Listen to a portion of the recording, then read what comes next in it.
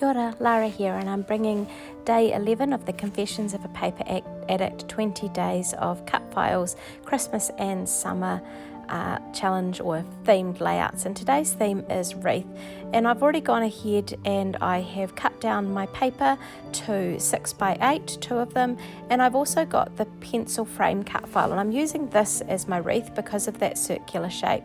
And I'm documenting the gifts that I get at the end of the year as teacher gifts. So these were my gifts, or some of the wee gifts that kids gave me in 2020 that I'd remembered to photograph.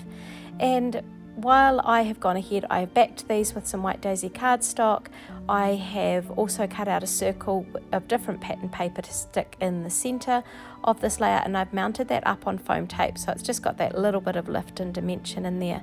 So I'm going for these 3 photos, and I'm going to put them in sort of a horizontal design across the bottom of this page. So while the pencil frame isn't a classical wreath, I guess, if you think of the foliage and things, I see it as being as a wreath of pencils or in a wreath shape, and it just ties in that whole idea of teachers and gifts and Christmas and end of the year. So here in New Zealand, our summer break is also our Christmas break. So we have I have 3.5 days of teaching left this year, and so it's sort of winding up to that end of year stuff, and I've got lots of classroom shifting and all sorts of bits and pieces to finish off.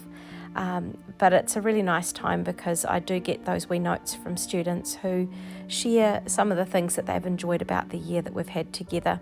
So I'm documenting that on this little tag sticker I found from one of the past Christmas collections. And so I'm just having a look at the sticker sheets to see what else can fit, and I end up thinking I've realised that I've seen some presents somewhere, and I just pause that while I think about it, and I decide to type up use these stamps to type at the top, Dear Mrs. Moss, which is sort of often what their cards or notes start with. And I've turned my mat over because it's got a foam side to it, and while each of our stamps comes with a sort of a sheet of foam, I often find if I'm doing a bigger surface or across something that it works better to do it on the back of the mat. So I opened up the Deck the Palms. I realised where I'd seen the presents, Deck the Palms Christmas sticker collection, and I'm just posting them at different points along sort of in a horizontal design or a horizontal layer across that page. And I actually really like how this comes out, and I pull out this flamingo with the present on its back just because it brings in that sort of that summer or warm feel for Christmas, which is what it's like over here in New Zealand at Christmas time. It's not the snow and the snowflakes, but it's the sun and the barbecues and the beaches. So I'm going around the outside edge of this layout, as I've done with a few of the pages in this series, and I'm just using a pen outline, and I do end up doing a second pen outline as well. Just because I felt that the one wasn't enough, so I went around again. It wasn't precise, it wasn't super neat, and I didn't want it super neat and precise because that's sort of part of the story. The notes and the messages from kids aren't always perfect spelling, but the intent or the message is the one that I enjoy receiving. So I'm happy with how that's looking.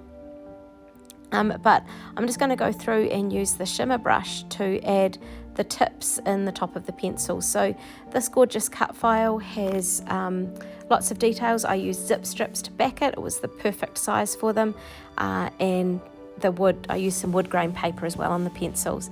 So remember, this month you've got 25% off, not this month, until the 20th of December New Zealand time. Check out the other layouts that people have created linked below. Thanks.